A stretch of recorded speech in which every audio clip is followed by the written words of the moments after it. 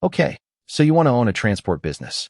Buy a truck, get your operating authority, haul freight from point A to point B, and get paid by the mile.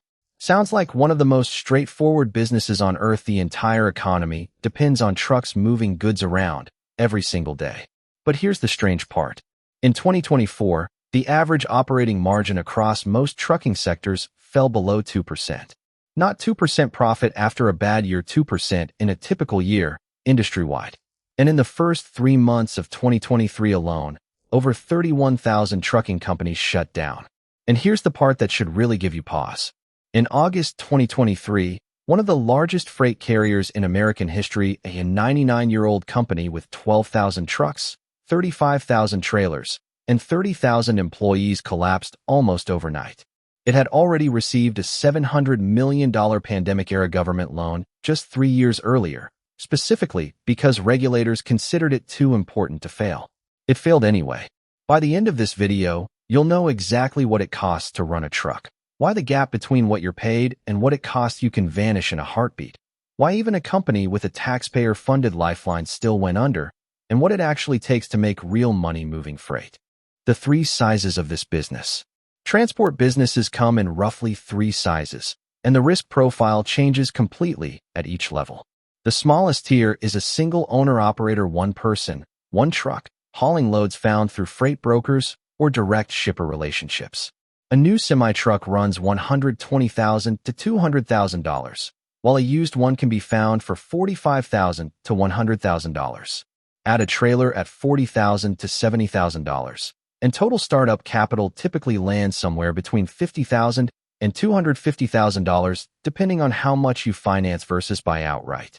The middle tier is a small fleet, anywhere from 2 to 20 trucks, usually run by an owner who's stepped back from driving to manage dispatch, maintenance, and driver relationships instead. This is where real overhead shows up. Company drivers alone cost $50,000 to $70,000 a year each in wages before benefits. Workers' compensation and management time are even factored in. The top tier is a large national or regional carrier, hundreds or thousands of trucks, dedicated contracts with major shippers, and the kind of scale that theoretically should insulate a company from the volatility that crushes small operators. As you're about to see, it doesn't always work out that way. Here's the cost nobody budgets for properly at any size: insurance. Federal law requires a minimum of $750,000 in liability coverage for general freight, a number that hasn't changed since 1980 in today's dollars. That same protection would be worth roughly $2.8 million. In practice, most brokers and shippers now require $1 million in coverage before they'll even work with you, and new carriers with no operating history typically pay $14,000 to $20,000 a year just for that policy, before a single mile is driven. Where the money actually goes. Here's the trick with this business. Your revenue is set by a rate per mile that fluctuates constantly with market conditions you don't control, and your costs are almost entirely fixed regardless of what that rate happens to be that week. Break down a real load. Owner-operators in 2025 were earning somewhere between $1.85 and $3.20 gross per mile, depending on freight type and lane. Sounds reasonable until you subtract the real cost of running that mile. Fuel at 55 to 75 cents, a truck payment at 25 to 45 cents, insurance at 8 to 15 cents, maintenance at 12 to 20 cents, tires at 5 to 8 cents, and permits and taxes at another few cents on top. Total operating cost per mile commonly lands between $1.08 and $1.69. Net profit on a good load, 77 cents to $1.51 a mile. On a bad load, at the bottom end of that rate range, you're barely breaking even or losing money outright. And here's the number that breaks people's brains the same way a rigged casino game breaks a gambler's brain: deadhead miles. The industry average for empty, unpaid miles driving to pick up your next load or repositioning after a delivery runs around 16.7%. That means on 10,000 total miles driven in a month, only about 8,330 are actually generating revenue. Your real cost per mile, spread across all the miles you're actually driving, including the empty ones, is meaningfully higher than your sticker cost per mile number suggests, and plenty of new operators never do this math until they're already underwater. The freight market itself has been genuinely brutal in recent years. After a pandemic-era boom, the industry entered a prolonged downturn starting in mid-2022, with operating margins across the sector hitting negative 2.3% in 2024 according to the American Transportation Research Institute. The carriers who failed during that stretch were overwhelmingly the ones whose actual cost per mile exceeded the average rate they were able to command, meaning they were, functionally, paying money out of pocket for the privilege of hauling someone else's freight. Why even a 99-year-old government-backed carrier collapsed? You'd think that scale, history, and a direct government lifeline would fully insulate a trucking company from this industry's volatility. One case shows exactly how wrong that assumption can be. Yellow Corporation was the third largest less-than-truckload carrier in the country, a 99-year-old institution that had spent decades acquiring rivals, including buying competitor Roadway for nearly $1 billion in 2004 and had accumulated $1.5 billion in long-term debt along the way. In 2020, during the depths of the pandemic, the federal government granted Yellow a $700 million loan specifically on national security grounds, judging the company too important to the supply chain to be allowed to fail. It failed anyway. On August 6, 2023, Yellow filed for Chapter 11 bankruptcy and shut its doors within days, wiping out roughly 30,000 jobs, including 22,000 union positions, in what became the largest trucking bankruptcy in American history. The company blamed a breakdown in labor negotiations over a restructuring plan. Its own union blamed decades of poor management and strategic decisions. Both were probably right. By the time of the collapse, Yellow was paying interest on debt it could barely service.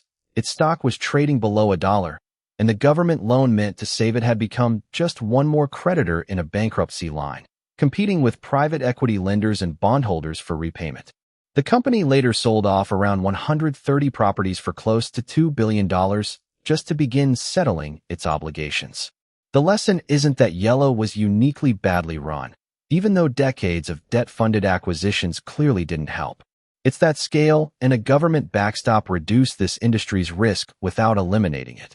A company with 99 years of history, 30,000 employees, and taxpayer money behind it still couldn't outrun the same structural math that kills a single owner-operator, costs that don't bend, and revenue that does. How smaller operators actually lose this money.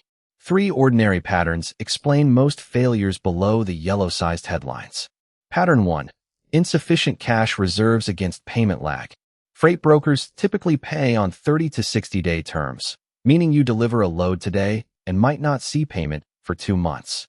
Veteran operators recommend keeping $50,000 to $100,000 in working capital specifically to bridge that gap. A single unexpected major repair, which can easily run $8,000 to $15,000 for something like a transmission or turbo failure, can wipe out an underfunded operation that hasn't budgeted for that lag.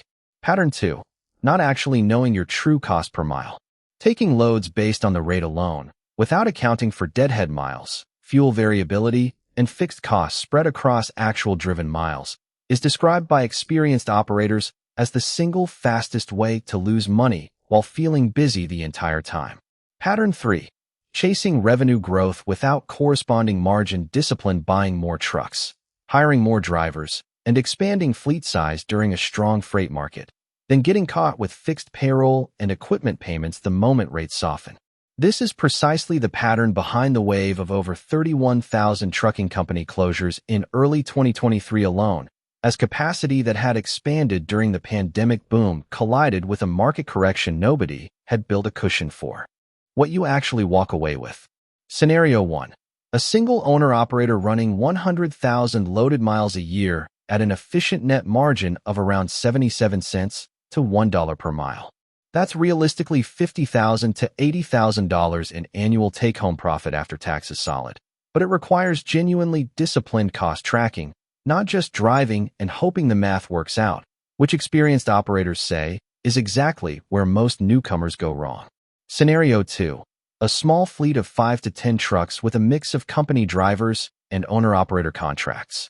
At this scale, spreading fixed costs like dispatch and back-office staff across more trucks improves margin, and a well-run operation can push toward the industry's better sectors. Specialized carriers have reported 10 to 12% net margins through premium, non-commodity freight, compared to the sub-2% average across general freight. On several $1 million in fleet revenue, that difference between commodity and specialized freight is the entire gap between a fleet that survives a downturn and one that becomes part of next year's bankruptcy statistics. So if you're chasing this business, remember the real rule of this industry. Your rate per mile moves with a market you don't control. Your costs barely move at all. Survive the gap between those two lines through genuine cost discipline and real cash reserves, and you have a business. Ignore that gap, the way an entire wave of carriers did heading into 2023, and even 99 years of history, and a government loan won't save you.